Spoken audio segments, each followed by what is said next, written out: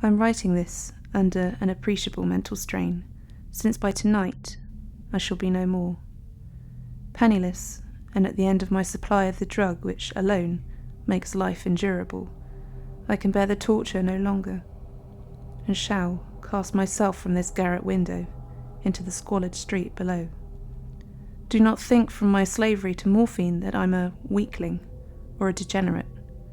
When you've read these hastily scrawled pages, you may guess, though never fully realize, why it is that I must have forgetfulness or death.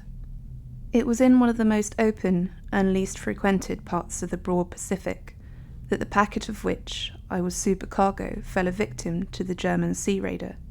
The Great War was then at its very beginning, and the ocean forces of the Hun had not completely sunk to their later degradation, so that our vessel was made a legitimate prize, whilst all of her crew were treated with all the fairness and consideration due us as naval prisoners. So liberal, indeed, was the discipline of our captors, that 5 days after we were taken, I managed to escape alone in a small boat, with water and provisions for a good length of time. When I finally found myself adrift and free, I had but little idea of my surroundings. Never a competent navigator, I could only guess vaguely by the sun and stars that I was somewhat south of the equator. Of the longitude I knew nothing, and no island or coastline was in sight. The weather kept fair, and for uncounted days I drifted aimlessly beneath the scorching sun, waiting either for some passing ship or to be cast on the shores of some habitable land. But neither ship nor land appeared, and I began to despair in my solitude upon the heaving vastnesses of unbroken blue. The change happened whilst I slept. Its details I shall never know, for my slumber, though troubled and dream-infested, was continuous. When at last I awaked, it was to discover myself half sucked into a slimy expanse of hellish black mire, which extended about me in monotonous undulations as far as I could see, and in which my boat lay grounded some distance away. Though one might well imagine that my first sensation would be of wonder at so prodigious and unexpected a transformation of scenery, I was in reality more horrified than astonished, for there was in the air and in the rotting soil a sinister quality which chilled me to the very core. The region was putrid, with the carcasses of decaying fish and of other less describable things which I saw protruding from the nasty mud of the unending plain.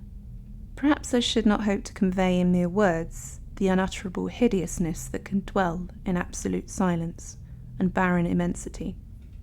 There was nothing within hearing and nothing in sight save a vast reach of black slime, yet the very completeness of the stillness and the homogeneity of the landscape oppressed me with a nauseating fear. The sun was blazing down from a sky which seemed to me almost black in its cloudless cruelty, as though reflecting the inky marsh beneath my feet. As I crawled into the stranded boat, I realized that only one theory could explain my position. Through some unprecedented volcanic upheaval, a portion of the ocean floor must have been thrown to the surface, exposing regions which for innumerable millions of years had lain hidden under unfathomable watery depths. So great was the extent of the new land which had risen beneath me, that I could not detect the faintest noise of the surging ocean, strain my ears as I might, nor were there any seafowl to prey upon the dead things. For several hours I sat thinking, or brooding in the boat, which lay upon its side and afforded a slight shade as the sun moved across the heavens. As the day progressed, the ground lost some of its stickiness, and seemed likely to dry sufficiently for travelling purposes in a short time. That night I slept but little, and the next day I made for myself a pack containing food and water, preparatory to an overland journey in search of the vanished sea and possible rescue. On the third morning, I found the soil dry enough to walk upon with ease.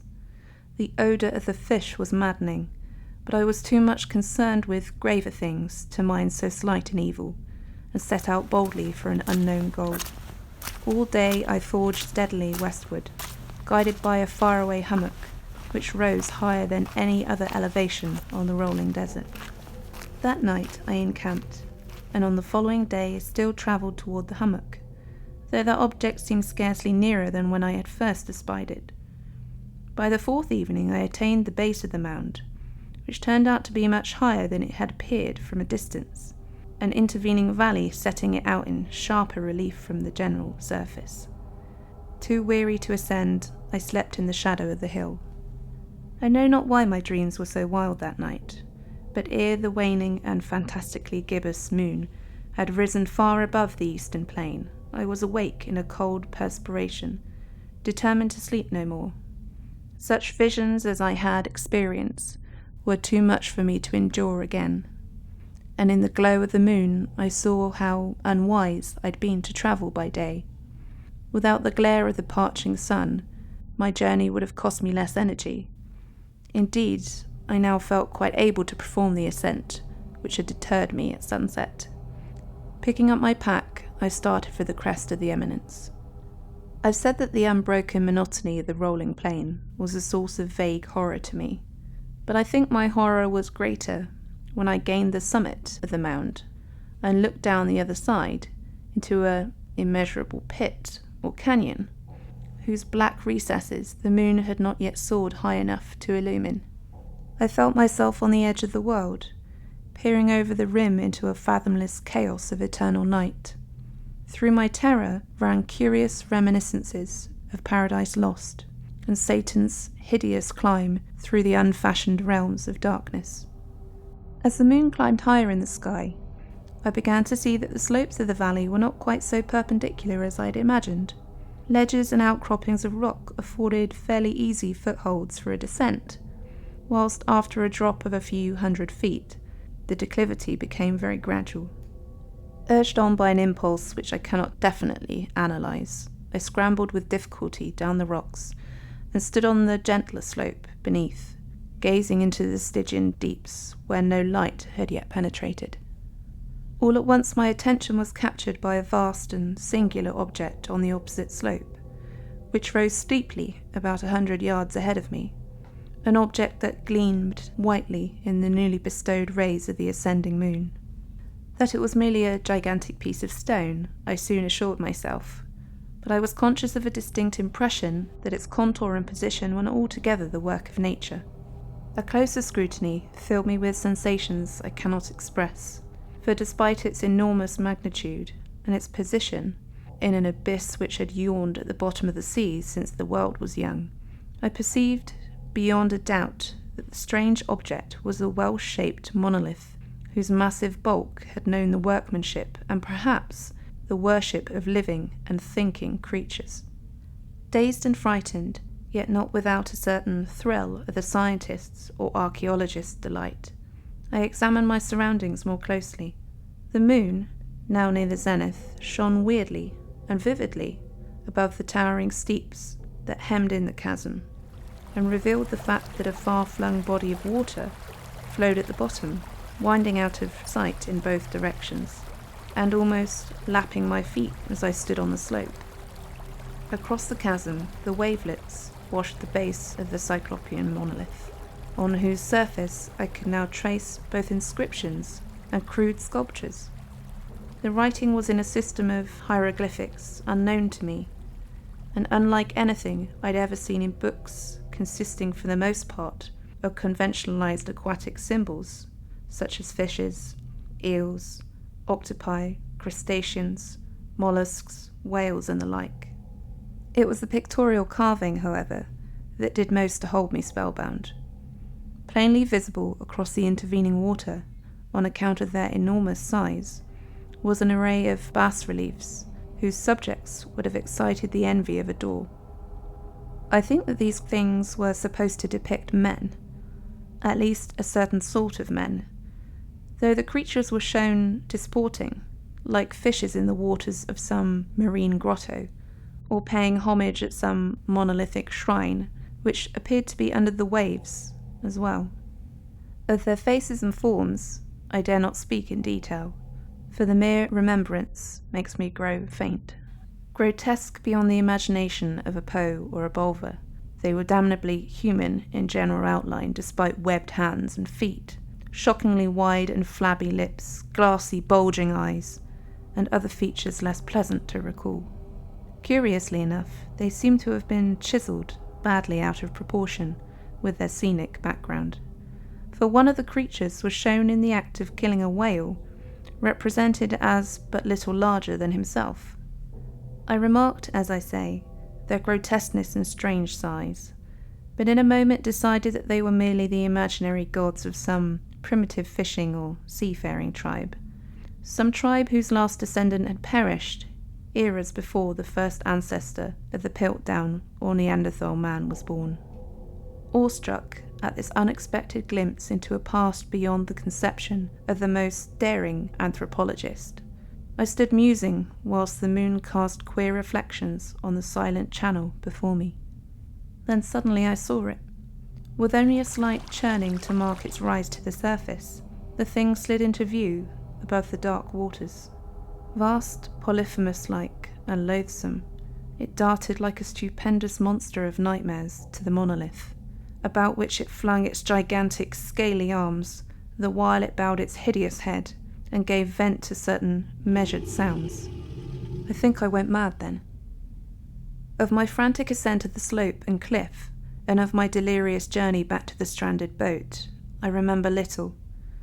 I believe I sang a great deal and laughed, oddly, when I was unable to sing. I have indistinct recollections of a great storm some time after I reached the boat. At any rate, I know that I heard peals of thunder and other tones which nature utters only in her wildest moods. When I came out of the shadows, I was in a San Francisco hospital, brought hither by the captain of the American ship which had picked up my boat in mid-ocean. In my delirium, I had said much, but found that my words had been given scant attention. Of any land upheaval in the Pacific, my rescuers knew nothing, nor did I deem it necessary to insist upon a thing which I knew they could not believe. Once I sought out a celebrated ethnologist, and amused him with peculiar questions regarding the ancient Philistine legend of Dagon, the fish god, but soon perceiving that he was hopelessly conventional, I did not press my inquiries. It is at night, especially when the moon is gibbous and waning, that I see the thing. I tried morphine, but the drug has given only transient surcease, and has drawn me into its clutches as a hopeless slave. So now I am to end it all, having written a full account for the information or the contemptuous amusement of my fellow men. Often I ask myself if it could not all have been a pure phantasm, a mere freak of fever, as I lay sun-stricken and raving in the open boat after my escape from the German man-of-war. This I ask myself, but ever does there come before me a hideously vivid vision in reply. I cannot think of the deep sea without shuddering at the nameless things that may at this very moment be crawling and floundering on its slimy bed, worshipping their ancient stone idols and carving their own detestable likenesses on submarine obelisks of water-soaked granite. I dream of a day when they may rise above the bellows to drag down in their reeking talons the remnants of puny, war-exhausted mankind, of a day when the land shall sink and the dark ocean floor shall ascend amidst universal pandemonium. The end is near. I hear a noise at the door, as of some immense slippery body lumbering against it. It shall not find me. God. That hand! The window! The window!